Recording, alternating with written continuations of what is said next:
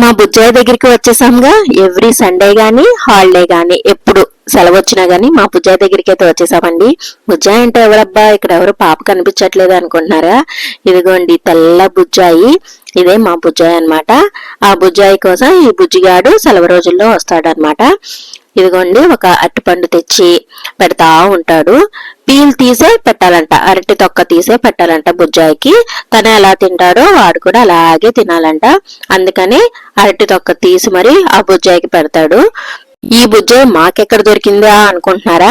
మేము ఇక్కడే పాలు పోపించుకుంటాము, సో ఇక్కడే ఉంటుంది. ఇది కూడా ఎప్పుడు వెళ్ళిపోతుందో తెలియదు. అంటే కొంతమంది ఆవుల్ని దూడల్ని అమ్మేస్తా ఉంటారు కదా, మరి ఎప్పటి వరకు ఇక్కడ ఉంటుందో తెలియదు. కానీ ఇది వచ్చినప్పుడల్లా మేము దీనికి ఎవ్రీ సండే గాని హాలిడేస్ వచ్చినప్పుడు ఇలా అరటిపండు గాని అది తినేది ఏదైనా సరే తెచ్చి పెడతా ఉంటాం అనమాట.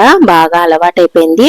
అస్సలు నుంచోదు, అలా పడుకునే తింటది ఎప్పుడూను. కింద పడిపోయింది కూడా లాక్కుని మరీ తినాలని ట్రై చేస్తుంది. ఇక నేనైతే చూసి పెట్టాను. ఇక్కడ ఈ ప్లేస్ మాత్రం చాలా బాగుంటుందండి. చుట్టూ పొలాలు అన్నమాట. చెట్లు కూడా పెద్ద చెట్లే ఉంటాయి. మునగ చెట్లు, అరటి చెట్లు అన్ని పల్లెటూరు టైప్ లో ఉంటుందన్నమాట. పక్కనే కాలువ కూడాని. ఏంటో దీన్ని చూసినప్పుడల్లా దీనికి స్నానం చేపియాలి, తినిపించాలి, దీంతోనే ఉండాలి అనిపిస్తా ఉంటది ఎందుకనో మరి. కానీ వీటిని పెంచడం అంటే మన వల్ల కాదండి. అన్ని పనులు చేయాలంటే అది వాళ్ళకే సాధ్యం అన్నమాట.